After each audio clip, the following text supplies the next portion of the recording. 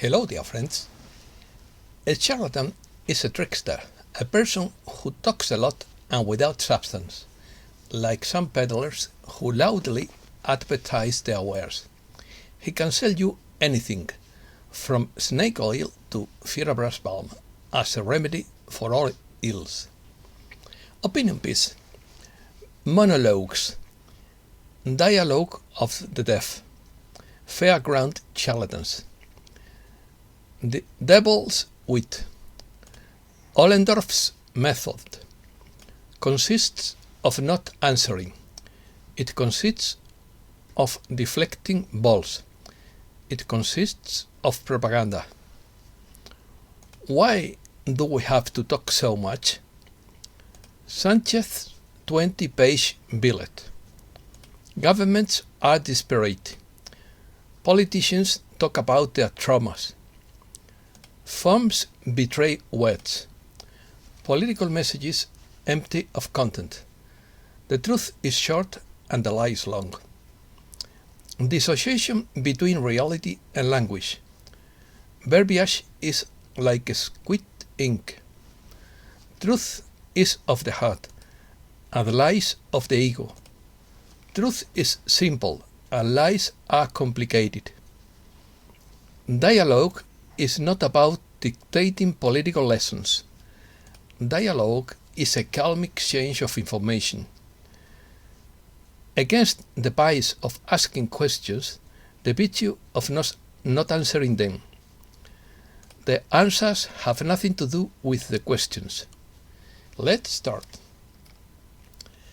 Lao Tse said that the best government is the one that doesn't exist, and that the more laws you make, the more corruption you produce. Today, we will talk about government without acrimony, as Tipi Ancol said, a Spanish humorist. Without hatred or resentment. A high-risk mission after the latest attacks on the freedom of expression established by the Constitution, because giving an opinion is becoming more dangerous every day. I expected more from Professor Tamames, but the years weighed him down more than the kilos, although he is still an economic genius. By the way, he likes to have breakfast with Campurian biscuits, just like me. I had the patience, or made the mistake, of listening for almost 3 hours yesterday to the motion of censure presented by Professor Ramon Tamames, whose book on economics I studied during my degree, and I ended up with a headache, because there was no dialogue, but rather very long and tiring monologues of political propaganda that did not respond to the question raised. I don't usually talk politics on this channel, nor do I vote for any political party, because I don't delegate my personal responsibility to anyone. But yesterday's debate was the height of patience. Sovereignty belongs to the people, not to politicians. The motion tabled by the Vox Party, with veteran economist Ramon Tamames, 89, as an independent candidate for Prime Minister, led to an intense exchange of criticisms of the model of the country that the coalition government defends. The motion was not intended to win, because it lacked votes, but to make citizens reflect on the lack of respect for the division of powers, which is necessary in any democracy, among other issues. In quotes. He can't come here with a 20-page tome about things he had not said Tamames in the chamber, after a moment of silence from Sanchez, who stopped his speech after seeing that Tamames was speaking. The professor then took advantage of the counter-reply session to throw the length of his speech back in Sanchez's face. In quotes, "You can't spend an hour and 40 minutes listening to someone giving lessons on things," he said. What's more, he turned to the President of Congress to propose a change in the rules of the House. In quotes, "Why do we have to talk so much?" he said. Sanchez spoke for almost 3 hours in the plenary session, 2.5 times more than the candidate Tamames. The head of the executive made 5 speeches, totaling 173 minutes, which is 2.5 times more than the time spent by the candidate in making his proposal and defending it, which was 71 minutes. Simplicity. The truth is simple, but the devil is often witty and convincing. Truth is brief, while lies are often very long, complicated, and difficult to understand. Truth comes from the heart and comes from the soul, while lies come from the soulless, neurotic mind. The truth raises very real, concrete issues, while lying is about taking the piss and going off the deep end by appealing to the resentment of supposed victims. Truth is expressed in calm, relaxed words that denote confidence in what it says, while lies are expressed in neurotic, rushed words that denote insecurity. The objective truth is that the government sentenced millions of Spaniards to house arrest without trial, without having committed any crime, in a state of alarm that was declared illegal by the Constitutional Court. And the astonishing thing is that it didn't resign as would have happened in any other country in Europe. This sentence annulled all the fines, but nobody apologized for the totalitarian humiliations. That is why he was nicknamed Peter the Jailer First. Sweden, for example, did not confine its citizens because there was no point in stealing fundamental rights. The political tactic is to appeal to emotions to avoid rationality. It is about victimizing women and children first, rather than taking responsibility for oneself. It consists of turning dialogue into political propaganda to humiliate the rival. It consists of manifesting hatreds and resentments of personal psychological traumas, which have no respect for those who do not think like them. Hatred is antipathy or an adaptation towards something or someone whose evil is desired. They talk about democracy, but their presentation is crusty and autocratic. Their manner betrays their words. Dialogue. Dialogue is a discussion or deal in search of compromise or a conversation between two or more people who alternately express their ideas or affections. Dialogue is a form of verbal or written communication in which two or more people communicate in an exchange of information, alternating the roles of sender and receiver. Dialogue and free debate ceased to exist in Spain after the Spanish television eliminated José Luis Balbín's program La Clave, the key. For dialogue to take place, an equal exchange of roles between the interlocutors is indispensable. This change of roles between sender and receiver is called turns of speech or interventions. A dialogue of the deaf is a conversation in which the interlocutors do not pay attention to each other. This is exactly what happened yesterday in the response to the motion of censure. Ollendorff method. Against the bias of asking questions, politicians arrogate to themselves the virtue of not answering questions and answering whatever they want. This practice is a translation of the so-called Ollendorff method, invented by a German professor of the same name for language teaching. Heinrich Gottfried Ollendorff was a German grammarian and language educator whose method for learning foreign languages became fashionable as early as 1840. But there is another variant of this communicative strategy, that of answering one thing in order to hide the fact that one intends to do the opposite. The truth is that political messages are becoming increasingly empty of content to the point of not expressing anything at all. The question is what kind of world this dissociation between reality and language is leading us to, but that is pure metaphysics. Definition. The Ollendorff method is that the answer has nothing to do with the question. It can be defined as an amusing collection of unconscious imbecility where meaningless answers completely blocked a fluid conversation. In Spain, this method was introduced in education and has evolved into the political class.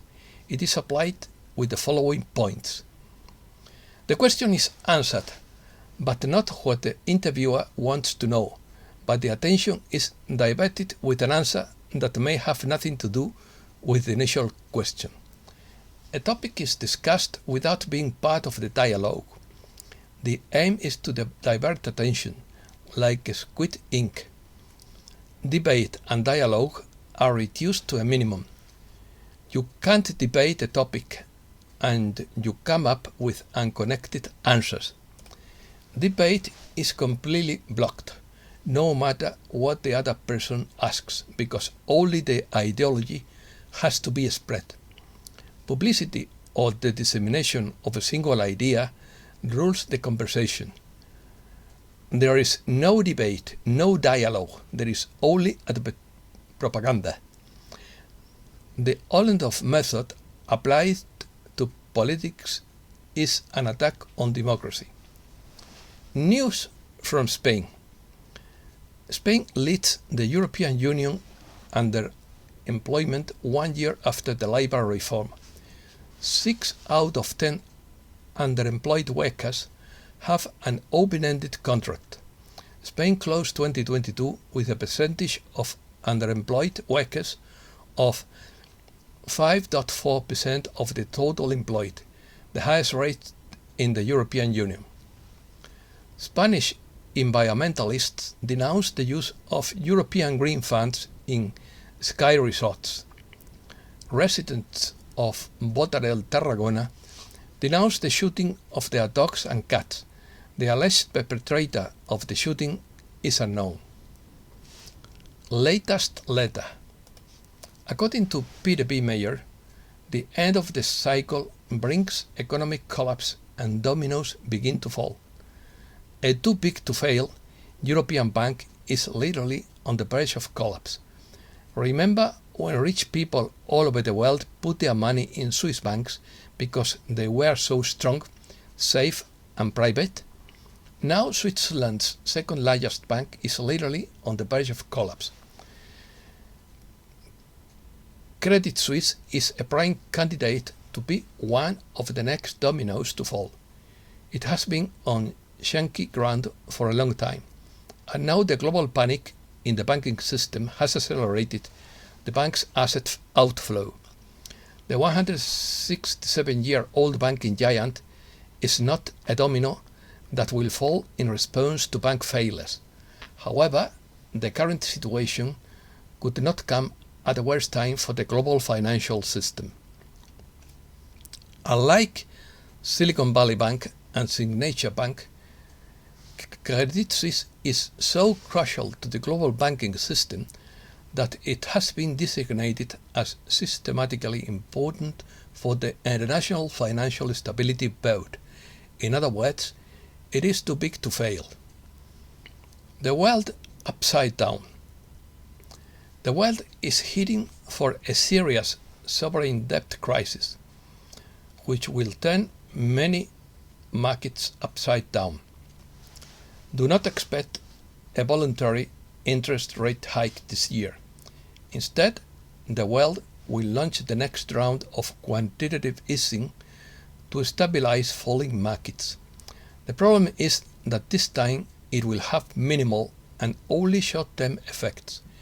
In recent years, investors around the world have ignored the risks.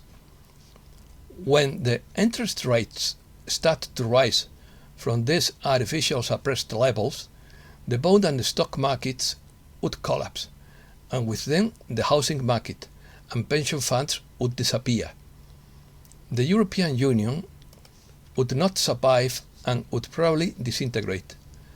And at that point, all the powerful economic cycles would converge this year and form the supercycle that would herald global change. Governments are desperate.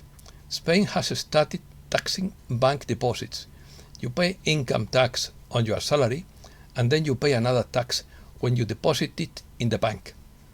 Solution: creating money out of thin air is not a solution. Central banks are printing extra money like there is no tomorrow, while debts are piling up faster than ever and the economy is crumbling. Count on skyrocketing inflation before the new QFS system is in place. This would be the essence of a sovereign debt crisis. Investors have not yet realized not only that the debt would not be repaid, but also that they would lose the interest on the debt that governments would be unable to pay. Keep Israel in your sights for the foreseeable future, as incredible events could soon take place there. Rumors of an imminent war between Israel and Iran are beginning to reach a crescendo, and such a conflict could erupt as a distraction from financial events. Look for an announcement about the discovery of the Ark of the Covenant. Needless to say, such an announcement would be the biggest archaeological bombshell of all time. The actual location of the Ark has long been kept secret, but the Israeli government cannot keep it quiet forever. And everything will change when the truth comes out. Alberto Canosa promises to bring it out in Spain. Opinions. Judy Bington says the world is on the brink of a near-death experience. More than 1,400 banks around the world are at risk of failure. Banks, ATMs, credit and debit cards, and even the internet may be shut down for a period of 10 to 30 days to convert to the new asset-backed QFS system. Masses of private jets owned by major banking and trading titans landed in Omaha this weekend so they could reconvene their War Council, chaired by billionaire investor Warren Buffett, who faces the collapse of 200 banks. Economy. Crisis wrecks Powell's plan and forces Fed to rethink rate hike. The US is considering guaranteeing all deposits to contain the banking crisis. JP Morgan Chase stashed bags of stones in a Dutch warehouse thinking they were nickel, according to the Wall Street Journal.